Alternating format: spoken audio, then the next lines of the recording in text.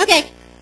So I'm not too sure if you guys are familiar with this passage, but here this passage talks all about servanthood, what it means to be a servant, like that. So I want us all TC captains to be servant leaders. And this is not when you're being a TC captain. This is, you can apply this wherever. Like, how many of you guys are Christian fellowship leaders?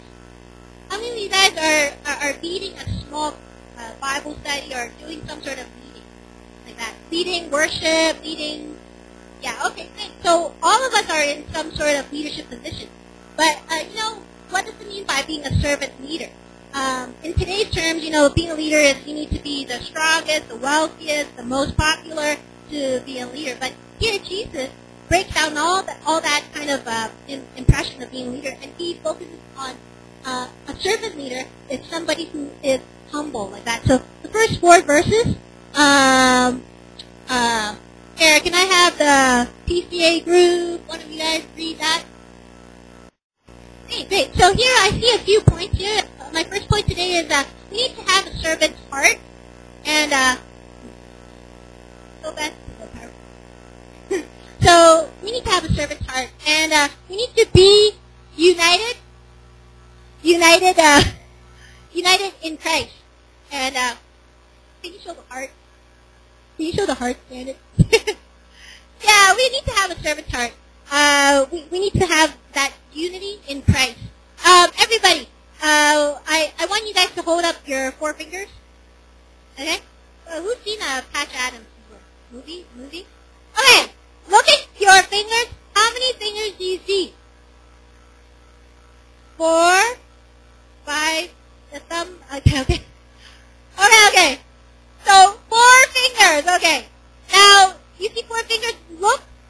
Look in between your fingers. Okay. Try to look at the person between the fingers.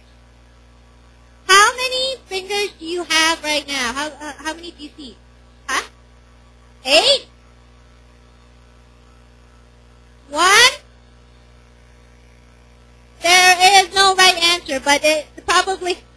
Okay. But whatever it is, we probably can't really see totally 4 that clearly. But my point in doing exercise, there's a point to that, okay, is that, when we lose focus on Christ, then it's hard to be united. When we're like looking at so many other goals and purposes like that, then it gets us all over the place.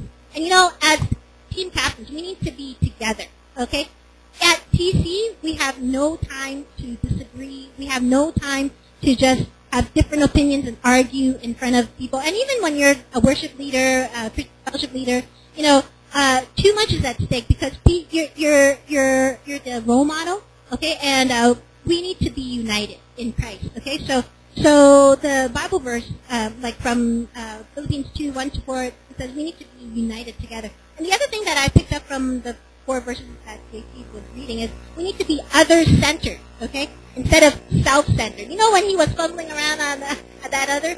But in humility, consider yourselves. What? Okay. In humility, consider yourselves. Consider others. Yeah, sorry. Consider others better than yourselves. So, other-centered is more important than being self-centered, okay? Like, think about other people, okay? Look to the interests of others, okay? So when we serve and love others, we serve and love Christ. And so I want you guys to look at the person on your right. Okay, look at him or her. Okay, look at the person on your left. Do you see Jesus in that person? Okay, when you do you see Jesus in that person? In the Bible, it says that when we serve others, okay? When we serve, let's say, I look to my right and I see Carmen. When I serve her, I'm like serving Christ, like that. So, Christ, we need to serve others. When I serve Winnie, well, Winnie, do I see Christ in her? And when I know that, this is like I'm serving Christ by serving Winnie, like that. So we need to have that. We need to be reminded of that.